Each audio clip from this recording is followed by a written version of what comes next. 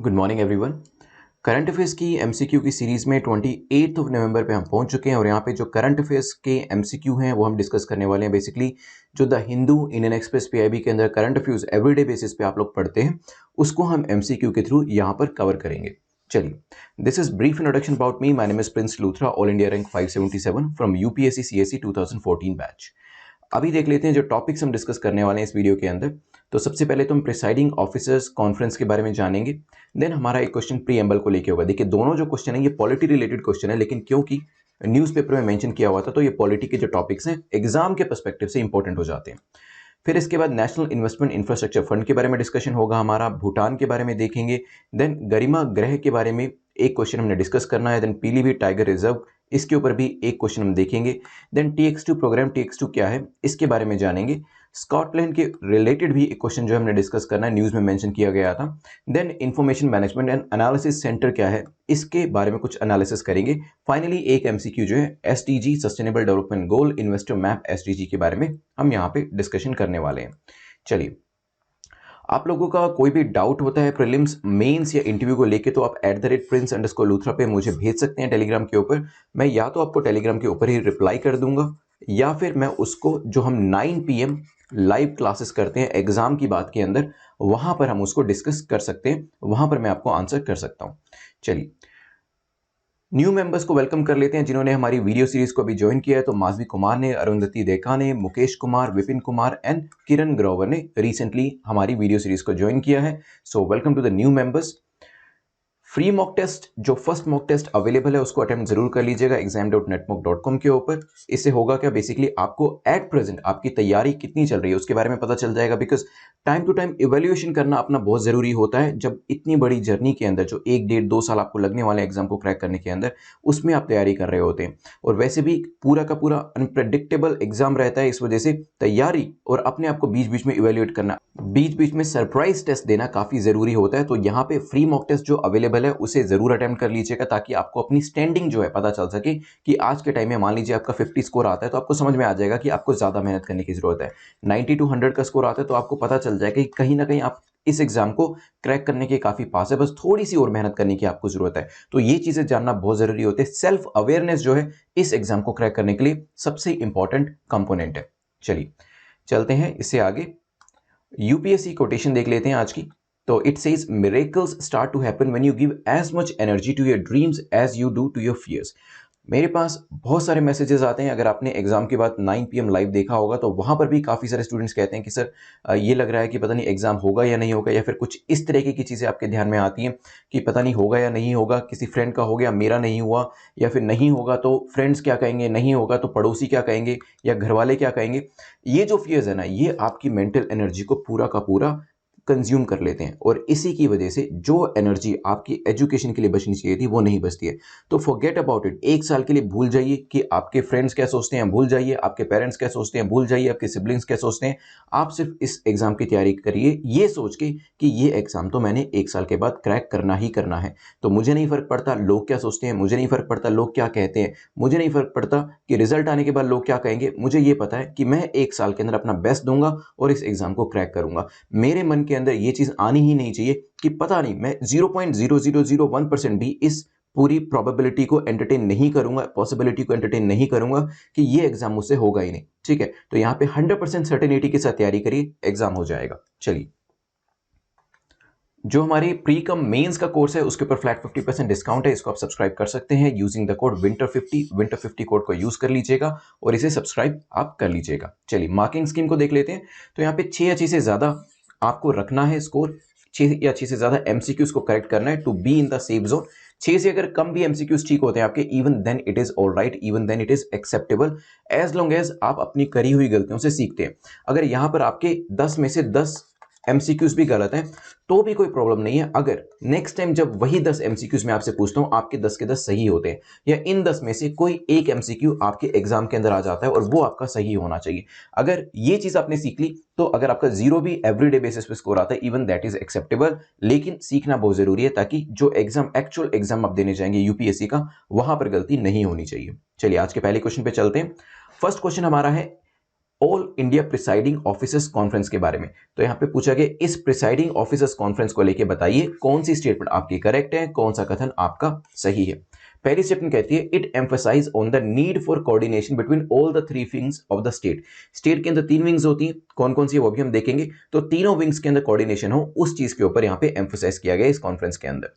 Theme for 2020 is harmonious coordination between legislature, executive, judiciary, key to a vibrant democracy। तो इस बार का जो theme है वो भी बताया गया, हो सकता है ये थीम हो सकता है ना हो। इंडिया प्रिसाइडिंग ऑफिसर कॉन्फ्रेंस जो स्टार्ट हुई थी, कब हुई थी? 1921 के अंदर पहली बार। सोचिए फिर डिस्कस करते हैं। चलिए डिस्कस करते हैं। तो यहाँ पे all India presiding officers conference के बारे में बात करी जाए तो इसे रिसेंटली वीडियो कॉन्फ्रेंस के थ्रू ऑर्गेनाइज किया गया था। 80th all India presiding officer conference को वीडियो कॉन्फ्रेंसिंग के थ्रू किया गया है केवड़िया, गुजरात के अंदर। केवड़िया क्यों फेमस है ये भी मुझे बताइएगा। केवड़िया के थ्रू ये कॉन्फ्रेंस तो करी गई है, लेकिन किसी और चीज के लिए भी केवड़िया न्यूज में रहता है, कमेंट सेक्शन में जरूर बताइएगा। अदरवाइज नेक्स्ट वीडियो में मैं आपको इसके बारे में बताने वाला हूँ। रिसेंटली दैट इज 26 नवंबर को हमने मनाया था कॉन्स्टिट्यूशन डे। अपना कॉन्स्टिट्यूशन डे जो था वो ऑब्जर्व किया था, वो सेलिब्रेट किया था। और वहां पर इस कॉन्फ्रेंस के अंदर प्राइम मिनिस्टर नरेंद्र मोदी जी ने एक मुद्दा उठाया, वन इलेक्शन वन नेशन का, वन नेशन वन इलेक्शन का जो मुद्दा है ये उठाया गया है। और ऐसा पहली बार नहीं है कि प्रधानमंत्री ने इस चीज के ऊपर एम्फसाइज किया है।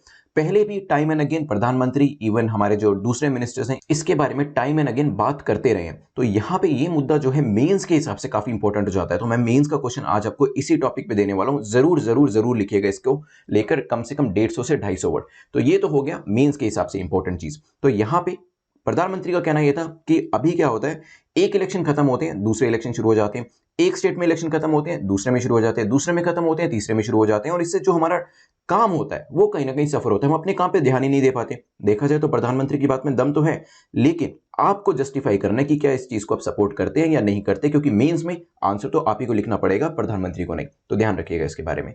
अब आते हैं अपने क्वेश्चन के ऊपर वापस। तो यहाँ पे all India presiding officer conference के बारे में बात करी जाए तो yes, it emphasise the need for coordination. देखिए अगर पहली दोनों स्टेटमेंट को देखिए, पहली और दूसरी को, कहीं ना कहीं पहली और दूसरी स्टेटमेंट एक दूसरे को कॉम्प्लीमेंट कर रही है, बता रही है। पहली स्टेटमेंट की तीन विंग्स कौन सी होती है आपकी? एग्जीक्यूटिव है, लेजिस्लेचर है और जुडिशरी है। इन तीनों के बीच में कोऑर्डिनेशन होना चाहिए। और हमारा जो थीम है वो भी इसी से मिलता जुलता है, harmonious coordination between the three wings, that is legislature, executive, judiciary, की टू अ वाइब्रेंट डेमोक्रेसी। तो दोनों स्टेटमेंट यहां पर ठीक हो जाती है। और यहां पे इसकी शुरुआत जो करी गई थी वो 1921 से करी गई थी। तीसरी स्टेटमेंट भी आपकी ठीक है। आंसर क्या हो जाएगा? D will be the correct answer. वैसे इन तीन विंग्स को तीन पिलर्स भी कहा जाता है। डेमोक्रेसी के तीन पिलर्स के तौर पे भी लेजिस्लेचर, एग्जीक्यूटिव, जुडिशरी को कहा जाता है। फोर्थ पिलर किसको कहा जाता है ये मुझे कमेंट सेक्शन में बताइएगा अगर आपको पता है तो। चलिए देखिए, सारे क्वेश्चन मैं आंसर नहीं करता, मैं कोशिश करता हूं एक या दो क्वेश्चन आपसे जरूर पूछूं ताकि आप उसके बारे में सोचें। अगर आपको आता है तो आप कमेंट सेक्शन में लिखें, नहीं आता है तो आप उसको सर्च करके लिखें ताकि हमेशा के लिए आपको याद रह जाए। मैं बहुत सारी चीजें 95% चीजें आपको बता देता हूं, वो तो आपको याद रहेंगी, लेकिन जो चीजें मैं अलग से पूछता हूं वो भी हाईलाइटेड हो जाती हैं अगर आप उसे खुद सर्च करते हैं तो। सो इट्स अ स्ट्रेटेजी, एक साइकोलॉजिकल स्ट्रेटेजी है ताकि आप खुद उस चीज को सर्च करें अगर आपको नहीं पता है, क्योंकि खुद सर्च करेंगे तो भी आपको वो चीज अच्छे से याद रहेगी। चलिए नेक्स्ट क्वेश्चन पे चलते हैं, विच इज क्वेश्चन नंबर सेकंड, जो कि प्रीएम्बल को लेकर बात कर रहा है। पूछा गया प्रीएम्बल को लेकर बताएं कौन सी स्टेटमेंट आपकी करेक्ट है। ठीक है, अब प्रीएम्बल को लेकर क्वेश्चन क्यों पूछा गया? क्योंकि रिसेंटली प्रेसिडेंट ऑफ इंडिया जो है राष्ट्रपति भवन में इन्होंने प्रीएम्बल को रीड किया था। इस वजह से, और ये पूरी जो चीज थी दूरदर्शन पे दिखाई गई थी, इस वजह से प्रीएम्बल के ऊपर एक यहाँ पे क्वेश्चन बन के आ सकता है आपके सामने। तो यहाँ पे तीन स्टेटमेंट्स हैं, वन बाय वन देखते हैं। पहली स्टेटमेंट कहती है it declares India to be a sovereign, socialist, secular and democratic republic. क्या ये सभी टर्म्स दे रखी हैं हमारे प्रीएम्बल के अंदर? हो सकता है। It lays down the core values and principle of the nation.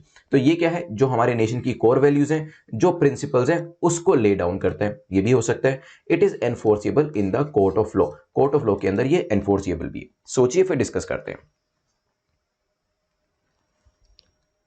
चलिए, तो बेसिकली 26 नवंबर को कॉन्स्टिट्यूशन डे जो हमने सेलिब्रेट किया, तब ये प्रियम्बल जो था रीड किया गया हमारे राष्ट्रपति के द्वारा। इस वजह से ये चीज न्यूज में थी।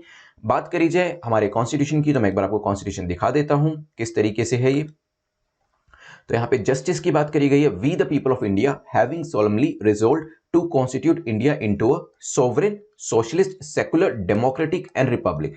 तो then to secure to all its citizen justice, liberty, equality, fraternity, और बाद में दिया है इसके कंसर्निंग टाइम। तो यहाँ पे हमने जो फर्स्ट स्टेटमेंट देखी थी बिल्कुल करेक्ट है। यहाँ पर ये जो है डिक्लेयर करते हैं इंडिया को एक सोवरेन नेशन, एक socialist nation, secular nation, democratic nation. तो पहली स्टेटमेंट हो जाती है ठीक। इसके अंदर हमारी कंट्री को क्या वैल्यूज फॉलो करनी चाहिए, यही वैल्यूज फॉलो करनी चाहिए, बिल्कुल सही है जो हमने पढ़ी अभी। और हमारे प्रिंसिपल्स क्या होने चाहिए इसके बारे में बताया गया। तो सेकंड स्टेटमेंट भी आपकी ठीक है, एक तरीके का ये ब्लूप्रिंट है, जो हमारी बुक है उसका ये इंडेक्स है। हमारी बुक क्या है, कॉन्स्टिट्यूशन हमारी होली बुक है, उसका ये इंडेक्स है, ध्यान रखिएगा। क्या कोर्ट ऑफ लॉ में इसे एनफोर्स किया जा सकता है, तो नहीं, कोर्ट ऑफ लॉ में इसको एनफोर्स नहीं किया जा सकता। तीसरी स्टेटमेंट हो जाती है हमारी इनकरेक्ट। तो यहां पे जैसे फंडामेंटल राइट्स आपके वायलेट होते हैं तो आप क्या करते हैं, आप उसे कोर्ट ऑफ लॉ में एनफोर्स करवा सकते हैं, लेकिन that does not apply in the case of preamble. Preamble के केस में वो अप्लाई नहीं होता है, जैसे कि फंडामेंटल राइट्स के केस में enforcement of law, enforcement in the court of law apply होता है। चलिए कुछ और चीजें देखते हैं प्रियम्बल के बारे में। A preamble is an introductory statement in a document that explains document's philosophy and objective। तो जो हमारा डॉक्यूमेंट है उसकी फिलॉसफी और ऑब्जेक्टिव के बारे में बताता है, बिल्कुल ठीक है। इन अ कॉन्स्टिट्यूशन, ये क्या है, ये प्रेजेंट करता है कि हमारे जो फ्रेमर्स थे जिन्होंने कॉन्स्टिट्यूशन को बनाया उनकी इंटेंशन क्या थी। तो फिलॉसफी के अलावा इंटेंशन बताता है, हिस्ट्री क्या थी बिहाइंड इट्स क्रिएशन, कॉन्स्टिट्यूशन को क्रिएट करने के पीछे की पूरी हिस्ट्री के बारे में, जो कोर वैल्यूज हैं, प्रिंसिपल्स हैं नेशन को लेके, उसके बारे में भी बताता है। इसके साथ साथ इसके अंदर सोर्स ऑफ कॉन्स्टिट्यूशन भी दिया गया है, नेचर ऑफ इंडियन स्टेट के बारे में भी बात करी है, स्टेटमेंट्स और इसके ऑब्जेक्टिव्स और डेट ऑफ इट्स अडॉप्शन, जैसा कि हमने पीछे देखा था, ये सभी चीजें इसके अंदर मेंशन करी गई है। चलिए नेक्स्ट क्वेश्चन पे चलते हैं, विच इज क्वेश्चन नंबर 3। बात किया जा रहा है NIIF के बारे में। पूछा गया नेशनल इन्वेस्टमेंट इंफ्रास्ट्रक्चर फंड के बारे में बताइए कौन सी स्टेटमेंट आपकी ठीक है। बेसिकली 3 स्टेटमेंट दी है। पहली कहती है it's a government backed entity established to provide short term capital in the country's infrastructure sector। तो एक गवर्नमेंट बैक्ड एंटिटी है, ठीक है, जिसे एस्टैब्लिश किया गया है ताकि इंफ्रास्ट्रक्चर सेक्टर को बेसिकली एनहेंस करने के लिए, फर्दर डेवलपमेंट करने के लिए, फर्दर इंफ्रास्ट्रक्चर क्रिएट करने के लिए शॉर्ट टर्म कैपिटल प्रोवाइड करी जा सके। हो सकता है 51% इसके अंदर जो स्टेक होता है वो गवर्नमेंट ऑफ इंडिया का होता है। It is also possible it's registered office is in new Delhi. इसका जो रजिस्टर्ड ऑफिस है वो न्यू दिल्ली के अंदर है। सोचिए क्या इसका आंसर हो सकता है, फिर इसको डिस्कस करेंगे। चलिए, तो रिसेंटली हुआ क्या है, न्यूज में क्यों था ये, चलिए डिस्कस करते हैं। तो बेसिकली अभी हुआ क्या है, यूनियन कैबिनेट ने अप्रूवल दिया है एक प्रपोजल का कि क्या इक्विटी इन्फ्यूजन होना चाहिए इसके अंदर, NIIF के अंदर या नहीं। तो यूनियन कैबिनेट ने अभी अप्रूवल दे दिया है कि इक्विटी इन्फ्यूजन जो है वो किया जाएगा गवर्नमेंट के द्वारा अराउंड 6000 करोड़ का इन NIIF, that is national investment and infrastructure fund के अंदर। तो यहां पे अगर हम बात करें क्या ये गवर्नमेंट बैक्ड एंटिटी है जिसे शॉर्ट टर्म कैपिटल इंफ्रास्ट्रक्चर में लाने के लिए यूज किया गया। देखिए जब भी इंफ्रास्ट्रक्चर की बात करती है तो चांसेस काफी कम है कि शॉर्ट टर्म कैपिटल की यहां जरूरत पड़े, तो यहां पे लॉन्ग टर्म कैपिटल जो है वो प्रोवाइड करी जाती है इंफ्रास्ट्रक्चर सेक्टर को क्रिएट करने के लिए कंट्री के। तो पहली स्टेटमेंट हो जाती है इनकरेक्ट। अब बात आती है कि स्टेक ऑफ द गवर्नमेंट की, क्या गवर्नमेंट का स्टेक है इसके अंदर, तो यस गवर्नमेंट का स्टेक है इसके अंदर, but that is limited to 49%, ठीक है। रिमेनिंग 51% जो आता है वो प्राइवेट सेक्टर से आता है। तो 49% जो स्टेक है वो गवर्नमेंट का है, गवर्नमेंट ऑफ इंडिया का है। इसी वजह से सेकंड स्टेटमेंट जो है आपकी इनकरेक्ट हो जाती है। तीसरी स्टेटमेंट जो है रजिस्टर्ड ऑफिस को लेके है, तो यस ये जो रजिस्टर्ड ऑफिस है वो कहां पर है, न्यू दिल्ली में। तो आंसर क्या हो जाएगा, C will be the correct answer because only the third statement is correct. चलिए कुछ और चीजें जान लेते हैं इसके बारे में। इंडियन गवर्नमेंट 49% स्टेक है, रेस्ट जो है फॉरेन एंड डोमेस्टिक इन्वेस्टर्स के द्वारा होल्ड किया गया है with the centre's significant stake, क्योंकि सेंटर का जो 49% स्टेक है काफी बड़ा स्टेक है अपने आप में। NIIF is considered India's quasi sovereign wealth fund, तो ये इंडिया का quasi sovereign wealth fund consider किया जाता है। इसी वजह से फॉरेन प्लेयर्स जो है, फॉरेन इन्वेस्टर जो है वो भी इसमें इन्वेस्ट करना पसंद करते हैं, क्योंकि गवर्नमेंट बैक्ड है, गवर्नमेंट की बैकिंग तो आई, जहां पे 49% पैसा गवर्नमेंट का लगा हुआ है, तो वो फंड कोई नकली तो हो नहीं सकता है, या फिर उसके ऐसे डूबने के चांसेस तो हो नहीं सकते हैं। डेफिनेटली रिटर्न अच्छा मिलने वाला है वहां पर, इस वजह से फॉरेन और डोमेस्टिक इन्वेस्टर्स जो है इसमें इन्वेस्ट करना पसंद करते हैं। दिसंबर 2015 में इसे सेटअप किया गया था as category 2 alternate investment fund, जिसे शॉर्ट में AIF भी कहा जाता है। Across its 3 funds, that is master fund, fund of fund and strategic opportunities funds, it manages over 4.3 billion of capital. तो काफी बड़ा इसका कॉर्पस रखा गया है, ध्यान रखिएगा इसके बारे में भी। अब अगर मैं आपसे बात करूं कैटेगरी 2 ऑल्टरनेटिव इन्वेस्टमेंट फंड की, तो बेसिकली देखिए 3 कैटेगरीज होती हैं, category 1, category 2 and category 3। Category 2 वो कैटेगरी होती है एज पर द डेफिनेशन, अगर आप इसे सर्च भी करेंगे तो, जो कैटेगरी 1 और कैटेगरी 3 नहीं होती है। सिंपल है, ठीक। कैटेगरी 2 वो ऑल्टरनेटिव फंड होता है which does not fall in category 1 और कैटेगरी 3। इसके अंदर एग्जांपल से आपको और भी अच्छे से समझ में आएगा किस किस तरीके के फंड होते हैं। तो जैसे कि रियल एस्टेट फंड है वो इसमें फॉल करता है, साथ में प्राइवेट इक्विटी फंड है वो भी इसमें आ जाता है। Then funds for distressed asset, ये सभी जो फंड है ये कैटेगरी 2 ऑल्टरनेटिव इन्वेस्टमेंट फंड के अंदर रजिस्टर्ड किए जाते हैं। ध्यान रखिएगा इसके बारे में। चलते हैं नेक्स्ट क्वेश्चन के ऊपर। क्वेश्चन नंबर 4 जो है पूछ रहा है भूटान किससे अपना बॉर्डर शेयर नहीं करता है। मिलता जुलता क्वेश्चन पहले भी पूछा जा चुका है, आई थिंक 2-3 दिन पहले, लेकिन काफी इंपॉर्टेंट क्वेश्चन है। अगर आपने वहां पे इसका इनकरेक्ट आंसर किया था तो यहां तो आपका करेक्ट होना ही चाहिए, क्योंकि this is the second time you are facing this question. Even though मैंने थोड़ा चेंज करके बनाया, बट क्वेश्चन मुझे ऐसा लग रहा है कि इस बार एग्जाम में पूछा जा सकता है। Which are the following Indian state Bhutan does not share its border with. तो किस इंडियन स्टेट के साथ भूटान अपना बॉर्डर साझा नहीं करता है, शेयर नहीं करता है? क्या अरुणाचल प्रदेश के साथ, वेस्ट बंगाल, नागालैंड या सिक्किम? सोचिए। चलिए, तो रिसेंटली भूटान ने जर्मनी के साथ अपने डिप्लोमेटिक रिलेशंस जो है, डिप्लोमेटिक टाइज जो है उसे एस्टैब्लिश किया है, और इन्हीं डिप्लोमेटिक टाइज की वजह से भूटान न्यूज में था। और यहां पे अगर बात करी जाए तो अरुणाचल प्रदेश के साथ भी बॉर्डर टच होता है, वेस्ट बंगाल के साथ भी होता है, सिक्किम के साथ भी होता है, लेकिन नागालैंड के साथ नहीं होता। मैप पे एक बार देख लीजिए कैसे दिखता है ये। सो दिस इज भूटान, ये जो इनका पैक्ट साइन हुआ है जर्मनी के साथ। उसके बाद भूटान का बॉर्डर शेयर होता है, देखिए यहाँ पे आपका है सिक्किम, दिस इज वेस्ट बंगाल, यहाँ पे है आपका असम, ये है आपका अरुणाचल प्रदेश। तो अरुणाचल प्रदेश से बॉर्डर शेयर हो रहा है, असम से तो काफी ज्यादा हो रहा है, वेस्ट बंगाल से भी हो रहा है और सिक्किम से भी हो रहा है, और ऊपर तो इसके चाइना है। ठीक है, तो एक तरीके से चाइना के साथ बफर का काम भी करता है हमारे और चाइना के बीच में, ध्यान रखिएगा। तो यहाँ पे किससे बॉर्डर शेयर नहीं होता है? तो आंसर क्या हो जाएगा हमारा? नागालैंड से बॉर्डर इसका शेयर नहीं होता है, जो हमने डिस्कस भी किया है। चलते हैं नेक्स्ट क्वेश्चन के ऊपर। Next question is question number 5। Question number 5 क्या बात करता है? गरिमा ग्रह के बारे में। तो गरिमा ग्रह के बारे में पूछा है कि बताइए कौन सी स्टेटमेंट आपकी करेक्ट है, कौन सा कथन आपका सही है। बेसिकली 3 स्टेटमेंट दी है गरिमा ग्रह के बारे में।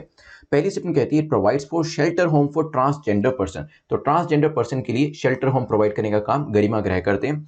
It can rehabilitate a minimum of 25 transgender person in each home. तो हर घर के अंदर 25 ट्रांसजेंडर को यहाँ पे रिहेबिलिटेट किया जा सकता है। ये न्यू दिल्ली में अभी रिसेंटली सेटअप किया गया। सोचिए, फिर डिस्कस करते हैं। चलिए, अगर आपने पिछले लेक्चर देखे हैं तो पिछले लेक्चर में मैंने आपको जरूर बताया था ये कि ministry of social justice and empowerment ने ये एक पोर्टल जो है, एक ट्रांसजेंडर्स के लिए पोर्टल जो है उसे स्टार्ट किया है, जिससे कि ट्रांसजेंडर्स अगर देश के किसी भी कोने में बैठे हैं तो कंसर्निंग एप्लीकेशन, कंसर्निंग अपने सर्टिफिकेट को लेके अप्लाई करना चाहते हैं तो कर सकते हैं। साथ में ही यहाँ पे एक गरिमा ग्रह जो है उसको भी स्टार्ट किया गया है, और मैंने आपको लास्ट लेक्चर में बताया था, अगर आपको याद हो, एक्सप्लेनेशन में, ना कि स्टेटमेंट में, कि इसे वडोदरा में स्टार्ट किया गया। तो तीसरी स्टेटमेंट जो आपकी सबसे इंपॉर्टेंट, सबसे क्रूशियल स्टेटमेंट थी, वो आपकी एलिमिनेट हो जाती है। और जैसे ही तीसरी स्टेटमेंट एलिमिनेट हुई, आपके 3 ऑप्शन एलिमिनेट हो जाते हैं और सीधा आपका आंसर आ जाता है ए। यहाँ पे बेसिकली होम, एक शेल्टर होम जो है वो बनाने की कोशिश करी गई है ट्रांसजेंडर पर्सन के लिए, और एक यहाँ पे होम के अंदर 25 ट्रांसजेंडर पर्सन को रखा जाएगा, रिहेबिलिटेशन करी जाएगी। यहाँ पे पहली जो 2 स्टेटमेंट्स हैं वो करेक्ट हो जाती है, ध्यान रखिएगा। वडोदरा गुजरात में इसे ओपन किया गया है लक्ष्य ट्रस्ट के साथ मिलकर, इन एसोसिएशन विद लक्ष्य ट्रस्ट। चलिए, तो यहाँ पे एक पोर्टल जो था उसको लॉन्च किया गया था, और साथ में गरिमा ग्रह जो थे उनको भी इनॉग्रेट किया गया था। So this is how it was E launched. चलते हैं क्वेश्चन नंबर 6 पे। उससे पहले हम देखते हैं अपने प्री कम मेंस के प्रोग्राम के बारे में, जैसे कि हमने न्यू मेंबर्स को वेलकम किया जिन्होंने इसको ज्वाइन किया था। So in this programme, in this pre cum mains programme, आपको काफी सारी वीडियो सीरीज जो है वो मिलने वाली है। जैसे कि स्पेक्ट्रम जो है पूरा कवर किया गया है, स्पेक्ट्रम थ्रू एनिमेशन को कवर किया जा रहा है, इंडियन पॉलिटी थ्रू एमसीक्यू को भी यहाँ पे कवर किया गया है, आर्ट एंड कल्चर की सीरीज जो है, वीडियो सीरीज है, ये सारी ये आपको मिल जाती है। साथ में प्रीलिम्स को लेकर आपका जो टेस्ट सीरीज है वो भी यहाँ पर कवर करी जाती है, सीसेट के टेस्ट भी हैं इसके अंदर। साथ में मेंस की जो आंसर राइटिंग सीरीज है वो भी इसके अंदर कवर करेगी, विच इज वेरी इंपॉर्टेंट। इसके अलावा गाइडेंस जो है वो तो मेरी आपके साथ रहेगी, जैसे कि आपको प्रीलिम्स, मेंस या इंटरव्यू को लेकर जो भी डाउट है आप इसमें क्लैरिफाई करा सकते हैं। ये 2 इयर्स का प्रोग्राम है, तो 2 साल के लिए बेसिकली प्रीलिम्स, मेंस, इंटरव्यू को ध्यान में रख के बनाया गया कि जब तक आपका इंटरव्यू का रिजल्ट ना आए ये सीरीज आपके साथ रहे, so that if you want to talk about something, कोई भी आपका डाउट है उस चीज को लेके गाइडेंस जो है वो कम से कम आपके साथ 2 साल तक कम से कम रहनी चाहिए। इसके लिए आप विंटर 50 कोड को यूज कर सकते हैं टू अवेल 50% डिस्काउंट। चलते हैं क्वेश्चन नंबर 6 के ऊपर। क्वेश्चन नंबर 6 जो है बात कर रहा है question number 6 comparatively easy question है, पूछा गया है which of the following statement is or are correct about Pilibhit tiger reserve. Pilibhit tiger reserve को लेकर कौन सी स्टेटमेंट आपकी करेक्ट है? पहली कहती है it is northern edge lies along the Indo Nepal border, तो इसकी जो नॉर्थ साइड पे जो इसकी एज है वो इंडो नेपाल बॉर्डर पे फॉल करती है। It is located in Bihar, ये बिहार में लोकेट करता है। कंपैरेटिवली इजी है, लेकिन देखिए पीलीभीत नाम सुन के जो नॉर्थ इंडियन हैं, जो सेंट्रल इंडिया में रहते हैं, उनको तो इसकी लोकेशन पता चल जाएगी, लेकिन जो स्टूडेंट्स नॉर्थ ईस्टर्न रीजन से आते हैं, जो साउथ इंडिया से आते हैं, उन्होंने शायद इस जगह के बारे में ना सुना हो। इस वजह से ये क्वेश्चन बनाया गया था ताकि उनको भी इस चीज के बारे में पता चल जाए, वो भी मिस आउट ना करे। चलिए सोचिए इसके बारे में, फिर डिस्कस कर। चलिए, न्यूज में क्यों था? क्योंकि पीलीभीत टाइगर रिजर्व जो है, जो कि उत्तर प्रदेश में फॉल करता है, and the Uttar Pradesh forest department, तो यहाँ पे पीलीभीत टाइगर रिजर्व और उत्तर प्रदेश फॉरेस्ट डिपार्टमेंट दोनों ने ही first ever international award TX2 जो है इसको जीता है। इस वजह से ये पूरी न्यूज थी। अब मैं बताऊं अगर आपको, ये तो आपको पता चल गया बिहार में फॉल नहीं करता, यूपी के अंदर आता है। Pilibhit is very famous, Pilibhit tiger reserve भी और पीलीभीत डिस्ट्रिक्ट भी काफी फेमस है। ये जो पर्टिकुलर टाइगर रिजर्व है आपका, ये पीलीभीत और बहराइच डिस्ट्रिक्ट दोनों के अंदर फॉल करता है। तो Pilibhit district, Lakhimpur Kheri district, Bahraich district, ये तीनों ही कवर हो जाते हैं, बट लार्जली क्योंकि पीलीभीत में है इस वजह से नाम इसका इस तरीके से रखा गया। अब बात आती है कि क्या नॉर्दर्न एज इसकी इंडो नेपाल बॉर्डर पे है? तो बिल्कुल सही है, ये वाली स्टेटमेंट, फर्स्ट स्टेटमेंट हमारी करेक्ट हो जाती है, जैसे कि मैप पे अभी मैं आपको दिखाने वाला हूं। तो आंसर हो जाएगा ए।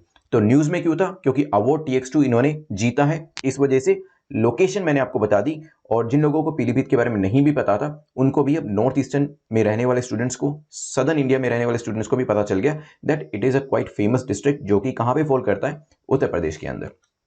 चलिए, so this is the location, आप देख सकते हैं नेपाल को बिल्कुल टच कर रहा है यहाँ पर, और ये अगर आप देखें दिस इज पीलीभीत, ठीक है, this is Pilibhit tiger reserve, ध्यान रखिएगा यूपी के अंदर फॉल करता है।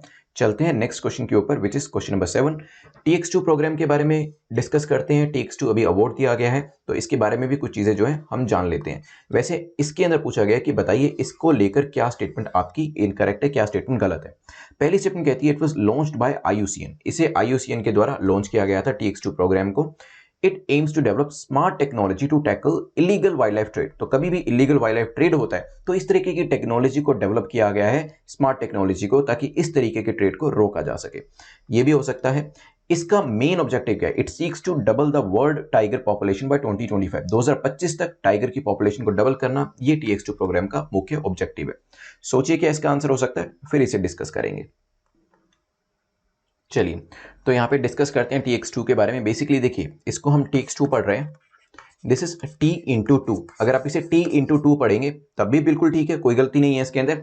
इससे आपको याद रखने में आसानी होगी। T stands for tiger, into stands for into, 2 stands for double. तो टाइगर की पॉपुलेशन को डबल करना है 2022 तक, ना कि 25 तक। पर ये तो चीज समझ में आ गई कि डबल करना है टाइगर की पॉपुलेशन को, वर्ल्ड टाइगर पॉपुलेशन को, बाय 2022। तो यहाँ पे तीसरी स्टेटमेंट जो आपकी है वो इनकरेक्ट हो जाती है। क्या ये IUCN के द्वारा लॉन्च किया गया? So this was launched by world wild life foundation, that is WWF। 2010 में इसको लॉन्च किया गया था सेंट पीटर्सबर्ग टाइगर समिट, जो रशिया के अंदर हो रही थी, वहां पर 13 टाइगर रेंज कंट्रीज जो थी उन्होंने अग्री किया कि वो अपनी वर्ल्ड की, बेसिकली पूरे वर्ल्ड की टाइगर पॉपुलेशन जो है उसे 2022 तक डबल करेंगे। तो IUCN का इनिशिएटिव नहीं है, किसका है? वर्ल्ड वाइल्ड लाइफ फाउंडेशन का। और यहाँ पे ऐसी ही स्मार्ट टेक्नोलॉजी जो है उसको डेवलप किया जाता है ताकि इलीगल वाइल्ड लाइफ ट्रेड जो है, पोचिंग जो है, उसको रोका जा सके। तो सेकंड स्टेटमेंट हमारी एक ऐसी स्टेटमेंट है जो कि करेक्ट है। तो क्या आंसर ए हो जाएगा? नहीं, आंसर होगा बी। गलती मत करिएगा ये वाली, जो काफी स्टूडेंट्स करते हैं। B is the correct answer. First और थर्ड स्टेटमेंट आपकी गलत है। चलते हैं नेक्स्ट क्वेश्चन के ऊपर। क्वेश्चन नंबर 8 बात करता है कंसीडर द फॉलोइंग। दो स्कीम्स के नाम दिए और आपसे पूछा है कि ये जो दो स्कीम्स हैं किससे रिलेट करती है। पहली स्कीम का नाम है खुशी स्कीम, दूसरी स्कीम का नाम है उज्ज्वला स्कीम। पूछा है क्या ये मेंस्ट्रुअल हाइजीन से रिलेट करती है, विमेन कोऑपरेटिव से रिलेट करती है, या फिर विमेन को लोन डिसबर्स करने से रिलेट करती है, या फिर किसी और चीज से। नन ऑफ द अबव, मतलब कोई और ऐसी एक स्कीम हो सकती है, कोई एक ऐसा एरिया हो सकता है जिससे ये रिलेट करती है। सोचिए इसके बारे में, फिर डिस्कस करेंगे। चलिए, तो ये न्यूज क्यों बनाई गई? क्योंकि अभी रिसेंटली स्कॉटलैंड जो है, स्कॉटलैंड ने एक एक्ट पास किया है, the periods products free provision Scotland act. इसके अंतर्गत स्कॉटलैंड जो है अपने आप में पहली ऐसी कंट्री बन गई है जो कि सैनिटरी प्रोडक्ट्स को फ्रीली प्रोवाइड करेगा पूरी कंट्री के अंदर। So it is the first country in the world जो कि सैनिटरी प्रोडक्ट्स को फ्री ऑफ कॉस्ट देगा। Members of the Scottish parliament उन्होंने यूनानिमसली इस एक्ट को पास किया है, क्योंकि ये एक न्यूज का बहुत बड़ा आर्टिकल था, काफी अच्छा इनिशिएटिव जो है स्कॉटलैंड के द्वारा लिया गया है। अब हम आते हैं अपनी कंट्री के अंदर जहां पे कुछ इस तरीके के इनिशिएटिव लिए गए हैं। अगर हम खुशी स्कीम की बात करें, so this scheme is by Odisha government, जहां पे जो सैनिटरी नैपकिन होते हैं वो क्लास 6 से क्लास 12 की स्टूडेंट्स को दिए जाते हैं फ्री ऑफ कॉस्ट, और ये जो है गवर्नमेंट और गवर्नमेंट एडेड स्कूलों में ऐसा किया जाता है। ठीक है, तो जो हमारी खुशी स्कीम है वो मेंस्ट्रुअल हाइजीन से रिलेट करती है। सेकंड, उज्ज्वला इनिशिएटिव की बात करें, so this initiative is taken by आपकी पब्लिक सेक्टर एंटरप्राइज, जिसमें IOCL है, HPCL है और BPCL है। इन्होंने ये इनिशिएटिव लिया है जिसके अंदर सैनिटरी पैड्स होते हैं उसे सब्सिडाइज कॉस्ट में प्रोवाइड किया जाता है। तो यहाँ पे आंसर क्या हो गया? A will be the correct answer. Khushi scheme, Ujjwala initiative को बिल्कुल अच्छे से ध्यान रखिएगा। और चलते हैं नेक्स्ट क्वेश्चन के ऊपर। नेक्स्ट क्वेश्चन बात करता है क्वेश्चन नंबर 9 इंडियन नेवी के बारे में। इंडियन नेवीज इंफॉर्मेशन मैनेजमेंट के बारे में पूछा गया है कि Indian navy information management and analysis centre कहां पे लोकेट करता है। तो क्या ये हरियाणा में है, तमिलनाडु में है, महाराष्ट्र में है या केरला में है? सोचिए, फिर इसको डिस्कस करेंगे। चलिए देखिए, इसे कहा जाता है information management and analysis centre को नेवीज आईमैक। आईमैक क्या है? Information management and analysis centre. 26/11 का जब अटैक हुआ था उसके बाद मैरीटाइम डेटा फ्यूजन के लिए इसे सेटअप किया गया था, और अभी इसे national maritime domain awareness NDMA centre जो है उस तौर पे बनाया जाएगा। देखिए, वैसे कॉमन सेंस क्या कहती है हमारी, क्योंकि नेवी से रिलेटेड चीज है तो वैसे ही किसी ना किसी कोस्टल रीजन में लोकेट करनी होनी चाहिए, ये चीज हमारी कॉमन सेंस कहती है। But here our common sense fails, our knowledge wins. तो यहाँ पे नॉलेज जो है वो आपको इन्फॉर्मेशन देती है। देखिए, बहुत बार आपकी लाइफ में भी ऐसा होगा, कई बार नॉलेज जीतेगी, कई बार कॉमन सेंस जीतेगी। तो आपको ध्यान रखना है कि कहाँ पे कॉमन सेंस को यूज करना है, कहाँ पे नॉलेज को यूज करना है। तो यहाँ पे हरियाणा गुरुग्राम के अंदर इसको स्टैब्लिश किया गया है, क्योंकि हरियाणा जो है लैंड लॉक्ड रीजन है, इसका नेवी से कोई लेना देना नहीं होना चाहिए वैसे, बट गुरुग्राम जो है एक IT हब बन चुका है, इस वजह से इस सेंटर को वहां पर बनाया गया। तो ध्यान रखिएगा इसके बारे में। आंसर क्या हो जाता है हमारा? A will be the correct answer. चलिए आज के लास्ट क्वेश्चन पे चलते हैं। लास्ट क्वेश्चन बात करता है sustainable development goal investor map for India के बारे में। पूछा गया SDG investor map for India के बारे में बताइए कौन सी स्टेटमेंट आपकी करेक्ट है, कौन सा कथन आपका सही है। पहली स्टेटमेंट कहती है it has been developed by UNEP, इसे UNEP के द्वारा बनाया गया है। इसका फोकस क्या है? It's focus is on critical SDG enabling sectors. इसका फोकस ये है सस्टेनेबल डेवलपमेंट गोल के जो क्रिटिकल एनेबलिंग सेक्टर्स हैं उनके ऊपर ध्यान देना। सोचिए, फिर डिस्कस करते हैं। चलिए डिस्कस करते हैं। तो रिसेंटली इन्वेस्ट इंडिया ने पार्टनर किया है UNDP, that is united nation development programme के साथ, UNDP इंडिया के साथ, to develop the first ever SDG investor map for India. देखिए हो क्या रहा है, कोविड-19 की वजह से जितने भी इंडिया ने एफर्ट करे थे सस्टेनेबल डेवलपमेंट गोल को अचीव करने के लिए, वो कहीं ना कहीं एक रिवर्सल के प्रोसेस की तरफ जाते दिख रहे हैं। ऐसा सिर्फ इंडिया के साथ नहीं है, बाकी कंट्रीज के साथ भी ऐसा है। जो पैसा, जो एफर्ट्स अभी तक हम लगा पा रहे थे सस्टेनेबल डेवलपमेंट गोल्स को अचीव करने के लिए, कोविड-19 की वजह से हमारा जो ध्यान है पूरा उस तरफ से तो हटके कोविड-19 को काउंटर करने में लग गया। और जितने भी हमारे रिसोर्सेज थे, जितने भी हमारे फाइनेंसेस थे, जितने भी हमारे एफर्ट्स थे, जितने भी हमारे थिंक टैंक्स थे, वो अभी कोविड-19 को काउंटर करने के लिए सोच रहे हैं। इस वजह से यहां पर एक इन्वेस्टर मैप को बनाने की कोशिश करी गई है ताकि जो इंपॉर्टेंट एरियाज हैं उनके ऊपर ध्यान दिया जा सके। जैसे कि मैं आपको बताता हूं नेक्स्ट स्लाइड के अंदर, बट पहले यहां पे एक बार क्वेश्चन देख लेते हैं। UNEP का नहीं है, UNDP इंडिया के द्वारा ये बनाया जा रहा है और इसके साथ इन्वेस्ट इंडिया भी इसमें पार्टनरशिप कर रहा है। यहां पे focus critical SDG enabling sectors पे रहेगा। तो yes, critical SDG enabling sectors के ऊपर ध्यान दिया जाने वाला है। वो सेक्टर कौन से हैं अभी 1 मिनट में मैं आपको बताता हूं। तो आंसर हमारा यहाँ पे क्या हो जाएगा? B will be the correct answer. तो जो यहाँ पे पार्टनरशिप करी जा रही है उसके अंदर फोकस देने की बात करी गई है। 6 फोकस सेक्टर्स हैं जिनको आइडेंटिफाई किया गया। एजुकेशन के ऊपर ध्यान दिया जाएगा, क्योंकि आप जानते हैं SDG के अंदर एजुकेशन भी इंक्लूडेड है। बताइएगा कौन सा सस्टेनेबल डेवलपमेंट गोल नंबर है ये। हेल्थ के ऊपर ध्यान दिया जाएगा, एग्रीकल्चर के ऊपर, allied activities, financial services and renewable energy के ऊपर ध्यान दिया जाएगा। आप इनमें से मुझे एजुकेशन का सस्टेनेबल डेवलपमेंट गोल नंबर क्या है वो चीज जरूर बताइएगा। तो यहाँ पे अगर SDG investor map for India की बात करी जाए, इन 6 सेक्टर्स के अंदर 18 एरियाज को 18 फर्दर इसके अंदर सब कैटेगराइज एरियाज के ऊपर इंडिया को ध्यान देने के लिए बताया जाएगा कि इन सेक्टर्स के अंदर आप ध्यान दे सकते हैं। और जो आपके SDG के जो टारगेट्स कोविड-19 की वजह से रुक गए वो नहीं रुकेंगे। आपके जो टारगेट्स हैं वो आप अपना सही तरीके से अचीव करते चले जाएंगे। चलिए रिवीजन करने से पहले crack UPSC exam in 200 days जो हमारा नया इनिशिएटिव हमने स्टार्ट किया उसके बारे में मैं आपको 2 मिनट में बता देता हूं। सो बेसिकली यहां पर सबसे अच्छी चीज जो होने वाली है वो ये है कि आपको डे वाइज आपको पूरा का पूरा शेड्यूल मिलने वाला है। फर्स्ट डे के अंदर आपको असाइनमेंट मिलेंगे, इसमें वीडियो असाइनमेंट में रहने वाले हैं, आपकी टेस्ट सीरीज भी इसके अंदर दी गई हैं, आपके क्विजेस भी हैं, पीडीएफ भी इसके अंदर दी गई हैं। तो आप डे 1 को ओपन करेंगे तो आपको पता है कि आपको ये 4 वीडियोस देखने हैं, ये 3 पीडीएफ्स पढ़नी है, ये 4 क्विजेस को सोल्व करने हैं और ये एक मॉक टेस्ट आपको आज लगाना है। तो इस तरीके से पूरी चीजें प्लान करी गई हैं, जिसमें आपको 2-2 करके सब्जेक्ट्स को कवर किया जाएगा। जैसे कि पहले पॉलिटी और स्पेक्ट्रम को कवर किया जाएगा, इसके बाद इकोनॉमी और ज्योग्राफी को कवर किया जाएगा, एंड देन आपका कल्चर और एनवायरनमेंट को कवर किया जाएगा। तो इस तरीके से 2-2 सब्जेक्ट्स जो है इनकी पेयरिंग करी गई है। और करंट अफेयर्स जो है वो तो आपके 200 डेज में जो आपको यूट्यूब के वीडियोस मिलते हैं, उसके साथ साथ करंट अफेयर्स की जो प्रैक्टिस होगी वो तो इसके अंदर चलती ही रहेगी। तो करंट अफेयर्स एवरीडे बेसिस पे आपको प्रोवाइड किया जाएगा, साथ में ये जो दो सब्जेक्ट्स हैं इनको कवर किया जाएगा, ताकि जब 200 दिन होते हैं तब आपकी तैयारी पूरे तरीके से कंप्लीट हो जाए, कोई भी एरिया ऐसा ना हो जो आपका छूटा हो। तो यहाँ पे आपको सोचना नहीं है, सिर्फ डे 1 पे जाइए, ओपन करिए, जो भी असाइनमेंट है उसे कंप्लीट करिए। नेक्स्ट डे डे 2 पे जाइए, जो भी असाइनमेंट है उसे कंप्लीट करिए। So on up to 200 days को आप कंप्लीट करिए, you will see a remarkable difference in your performance. चलिए रिवीजन जो है इसे करते हैं 2 मिनट के अंदर, और उसके बाद क्वेश्चन ऑफ द डे के बारे में देखेंगे, प्रीलिम्स के एंड देन मेंस के। तो शुरुआत हमारी हुई थी all India presiding officer conference से। तो यहाँ पे 1 नेशन 1 इलेक्शन के बारे में बात करी गई थी, जिसके ऊपर आपको मेंस के अंदर आंसर करना है। अभी एक क्वेश्चन मैं आपसे पूछूंगा।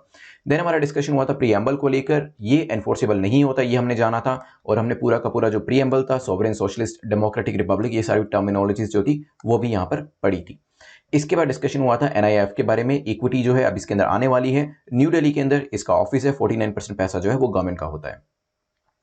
Then we discussed about Bhutan के बॉर्डर के बारे में। तो नागालैंड से टच नहीं करता है, जैसे कि हमने यहाँ देखा था। तो यहाँ पे वेस्ट बंगाल है, अरुणाचल है, असम है और सिक्किम है, इनके बॉर्डर भूटान को टच करते हैं। क्वेश्चन नंबर 5 में गरिमा गृह के बारे में देखा था, जो कि मिनिस्ट्री ऑफ सोशल जस्टिस ने अभी रिसेंटली इनॉग्रेट किया था। देन क्वेश्चन नंबर 6 के अंदर पीलीभीत टाइगर रिजर्व कहाँ पे लोकेट करता है, यूपी के अंदर। नॉर्दर्न एज जो है इसकी इंडो नेपाल बॉर्डर पे फॉल करती है, ये हमने मैप के ऊपर भी इसकी लोकेशन जो थी वो देखी थी। देन इसके बाद T/2 टाइगर को डबल करना है, प्रोग्राम किसका है, वर्ल्ड वाइल्ड लाइफ फाउंडेशन का। और यहाँ पे 13 ऐसी कंट्रीज है जिन्होंने यहाँ पे एक तरीके से कमिटमेंट दिया कि जो पूरे वर्ल्ड की पॉपुलेशन है टाइगर की, उसको डबल किया जाएगा 2022 तक। तो 2022 तक करना है, इसी वजह से 2022 और करना भी डबल है, तो सारे 2s हैं यहाँ पे, ध्यान रखिएगा। देन इसके बाद डिस्कशन हमारा हुआ था खुशी स्कीम, उज्ज्वला स्कीम के बारे में, मेंस्ट्रुअल हाइजीन को लेकर है, ध्यान रखिएगा। यहाँ पे स्कॉटिश एक एक्ट पास हुआ है, इसके बारे में भी नॉलेज आपको होनी चाहिए। देन हमने देखा था इंडियन नेवी का आईमैक कहाँ पे लोकेट करता है, गुरुग्राम हरियाणा के अंदर। और लास्ट क्वेश्चन में, क्वेश्चन नंबर 10 में हमने डिस्कशन किया था एसडीजी इन्वेस्टर मैप के बारे में, यूएनडीपी, इन्वेस्ट इंडिया, दोनों इसको डिस्कस करेंगे। और जो 6 सेक्टर है इसके अंदर 18 एरियाज के ऊपर कोशिश करेंगे कि एसडीजी टारगेट्स को अपने अचीव किया जाए। तो यहाँ पे हमारे 10 क्वेश्चन कंप्लीट होते हैं। प्रीलिम्स का जो क्वेश्चन आपको आंसर करना है कमेंट सेक्शन के अंदर, if you really want to win the mock test series, अगर आप मॉक टेस्ट सीरीज को जीतना चाहते हैं तो बताइएगा डिफेंस एक्विजिशन काउंसिल को कौन चेयर करता है, ये मुझे आप कमेंट सेक्शन में बताइएगा। और उसके बाद आप में से एक जो विनर होंगे उनको मॉक टेस्ट सीरीज जो है वो फ्री ऑफ कॉस्ट दी जाएगी। मेंस का जो आंसर करना है आपको ये है, prime minister keeps on raising the issue of one nation one election, do you think is it a good idea? आपको लगता है कि वन नेशन वन इलेक्शन का जो आइडिया है वो अच्छा है? अगर आपको लगता है अच्छा है तो भी उसको जस्टिफाई करिए, आपको लगता है नहीं ज्यादा अच्छा नहीं है तो भी उसको जस्टिफाई करिए। तो जो भी आंसर आप देते हैं येस और नो, उसको आपको जस्टिफाई करना है। लास्ट टाइम जिसने करेक्ट आंसर दिया है तो अंकित मौर्य ने करेक्ट आंसर दिया है। ड्रोन का नाम पूछा था तो अंकित आपने मॉक टेस्ट सीरीज जो हमारी है 2021 के लिए उसको यहाँ पे जीता है। तो आप मुझे @prince_luthra पे बता दीजिएगा अपना मेल आईडी और साथ में बता दीजिएगा आपका मीडियम कि आपको इंग्लिश में चाहिए सीरीज या हिंदी में चाहिए। I will enrol you in 24 hours. Comment section में अपने मार्क्स आपको जरूर लिखने, जितना भी आपने स्कोर क्यों ना किया हो, क्योंकि आगे आने वाले टाइम में आप देखेंगे कि आपके मार्क्स इंप्रूव होते हैं अगर आप जो आपकी मिस्टेक्स हैं उनसे सीखते जाते हैं। तो PDF as usual Telegram group पे मैं शेयर कर दूंगा। यहाँ पे चैनल को सब्सक्राइब कर लीजिएगा और बेल आइकन को प्रेस करने के बाद ऑल बटन को प्रेस कर दीजिएगा ताकि सारे नोटिफिकेशंस आपको मिलते रहें। Thanks for watching, see you tomorrow, have a nice day.